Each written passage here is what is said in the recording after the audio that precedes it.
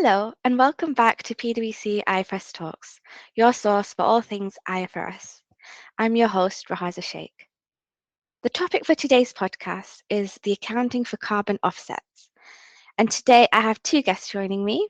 I've got Claire Howells, who is a specialist in the energy and mining industry and sits within the UK Corporate Reporting Services team, and Gina Huang. Gina previously joined IFRS Talks to share her thoughts on cloud computing not that long ago. And as a reminder, she's a director in the Australian Corporate Reporting Services team, and she also has an industry expertise in oil, gas, and mining. Welcome back to IFRS Talks, both. Hi, Raihazah. Good to be here. Thanks for having me again.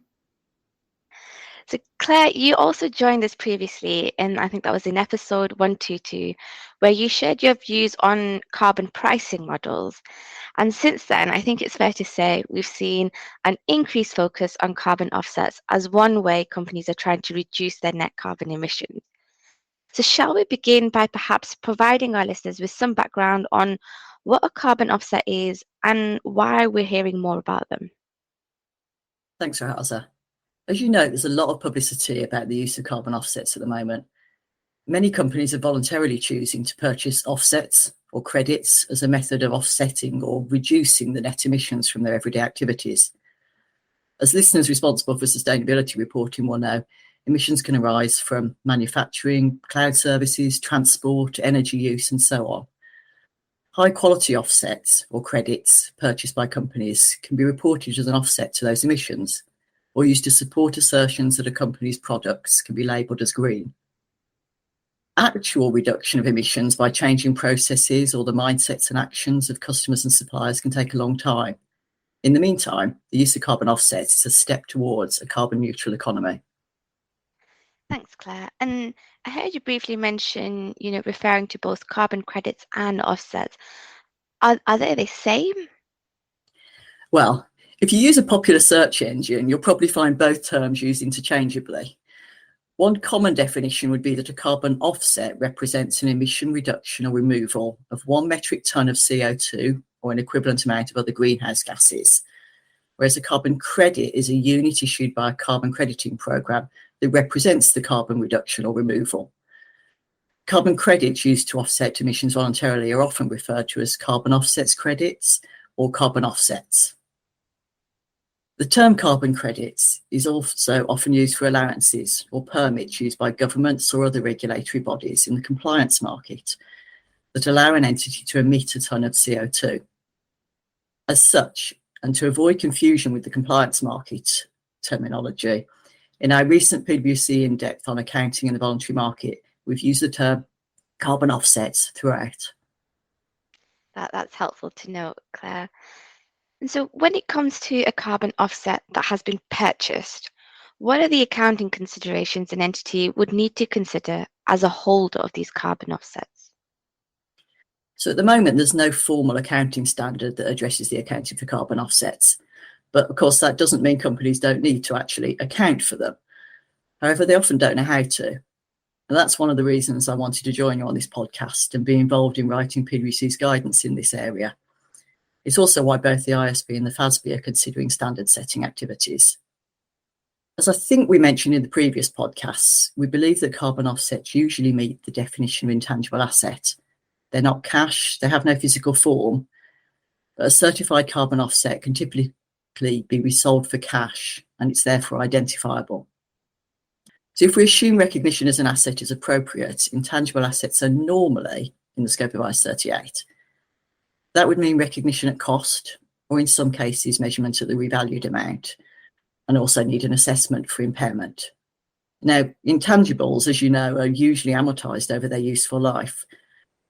The holding period for offsets will often be less than a year, but even if they're acquired in advance and held for a longer period, we believe there's generally no consumption of the intangible benefits of the carbon offset until it's actually retired or sold. Therefore, no amortisation to record for a carbon offset during the holding period. And you mentioned that it would be captured in the scope of IAS 38. What are some examples of when they would not be? Well, IAS 38 isn't applicable for intangible assets that fall within the scope of another standard. Doesn't mean they're not an intangible. The two groups of holders that should almost always present offsets in inventory are project developers and intermediaries such as broker traders, since for them, these are assets held for sale in the normal course of business. Carbon offsets will also meet the definition of inventory if they're consumed in the production process or the rendering of services. If so, they'll be in the scope of IS2. So companies that purchase offsets to support the treatment of their products as carbon neutral or to offset emissions used in the manufacturing process may, in some circumstances, be able to present the offsets within inventory. However, I am aware that there's currently mixed practice for when and if offsets become part of inventory. Thanks, Claire. Based on your experience, where do you see the trickier questions arise, I guess from the perspective of a corporate user? And do you have any tips for our listeners on how to address them or be mindful of them? So I guess one question is that when do they meet the definition of inventory? But probably a couple of other points. We're often asked whether carbon offsets can be fair valued, whether you're under the intangible or the inventory model. And at the moment, there's such a wide variety of schemes and level of controls over those schemes. It's hard to say there's an active market for most carbon offsets. As such, we think fair value will be rare, although I do know the markets are evolving quickly, so I expect this to change in time.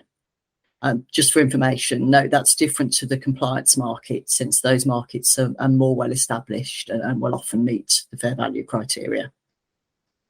I'd probably also remind listeners that only high quality certified offsets can be resold for cash, will meet the definition of an intangible asset. So if a company purchases offsets without doing appropriate due diligence over the quality of the offsets they've acquired, then they might find they have to expense them immediately. They also might not be able to use them in their sustainability reporting, but that's the subject of a whole other podcast. We just published an in-depth on some of the questions in this area, so Raihazah, I'd suggest that we recommend to our listeners they take a look and get in touch with their usual contact if they have any questions, as we're carrying on expanding our guidance in this area. Thanks, Claire. And yes, we can include a link to the in-depth as part of the talking points that accompany this podcast that are available on Viewpoint. So that was really helpful. So that covers the accounting that relates to the purchase of carbon offsets from the market. But we're also seeing an increased number of entities that are responsible for generating these carbon offsets. This is often undertaken through various offset projects, for example, renewable energy development and forestation. I think it would be helpful to understand what the key accounting considerations are from a project developer's perspective. So Gina, maybe I can turn to you to share your thoughts on this. And perhaps we can begin by considering what the accounting considerations are for the costs incurred in generating carbon offsets. Sure. In a carbon offset project, you may incur costs that are not costs to build physical assets. And as Claire said, if you generate carbon offsets for sale in the ordinary course of business, they will be classified as inventories. Therefore, directly attributable costs to generate those carbon offsets, if not captured by other standards, will be capitalized as part of the cost of the carbon offset inventories, essentially like work in progress inventories. Such costs will also include production overheads. You should also analyze those ongoing operating costs to assess whether they enhance the underlying assets and therefore can be capitalized or should simply be expensed as incurred. Some projects may generate 2 or more products, for example, renewable energy and carbon offsets. Costs incurred on such projects would need to be allocated to the multiple products. Also, in some cases, a project developer may generate carbon offsets and sell them to companies within the same group. Those carbon offsets may be reclassified as intangibles in the group accounts if they are eventually used for the group's emission reduction targets. But the principles of cost accounting would be very similar at the group level. And another big area is from the perspective of the project developer, is where the project relates to forestation or reforestation. What do project developers have to think about when it comes to, the accounting for the trees that are held to generate carbon credits? Yeah, that's a very interesting area. First of all, we believe that carbon offsets, even when generated by trees, are not agricultural produce. So if you only plant trees for the purpose of generating carbon offsets, this is not considered an agricultural activity. And as a result, the trees won't be accounted for as biological assets under IS 41 or as barrier plants under IS 16. Having said that, they are tangible assets held for use in the production of carbon offsets over a long term, and therefore meet the definition of property, plant, and equipment under IS 16. So they will be accounted for in accordance with IS 16. You should determine their useful life and the depreciation method, considering how they will generate carbon offsets. The carbon offsets produced will be accounted for under IS2. They are initially measured at cost, and this will include the depreciation of the trees. Thanks, Gina. Finally, I'd also like to ask you this similar question to what I had to ask Claire. So based on your experience, where do you see the trickier questions arise from the perspective of project developers? And also, do you have any tips for our listeners on how to address them or how to be mindful of them? Well, I think determining the cost of offsets in accordance with IS2 in a project can be a complex exercise. It requires a good understanding of the carbon absorption or avoidance process for the particular project. For trees, there may be more complicated situations where they are held for multiple purposes, and entities should also consider their ongoing obligations related to those trees. This would also require the accountants to understand the entity's business model and the related regulations. There will definitely be more practical issues arising, and we're planning to provide more guidance in this space. Thanks, Gina. It's a really interesting, fascinating area, I think, just having listened to both your perspectives on the various accounting issues that we've seen so far.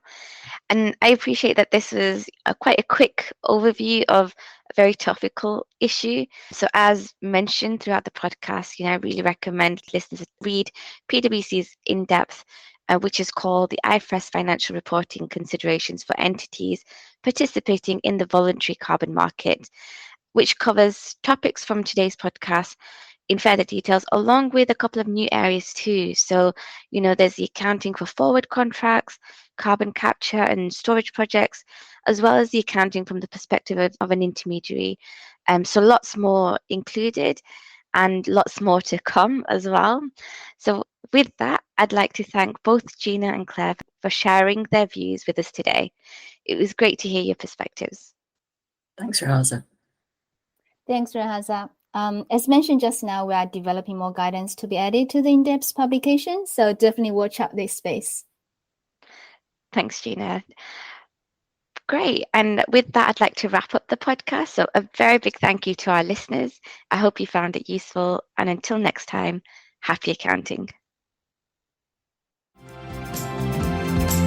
The preceding programme was brought to you by PricewaterhouseCoopers LLP. This content is for general information purposes and is not a substitute for consultation with professional advisors.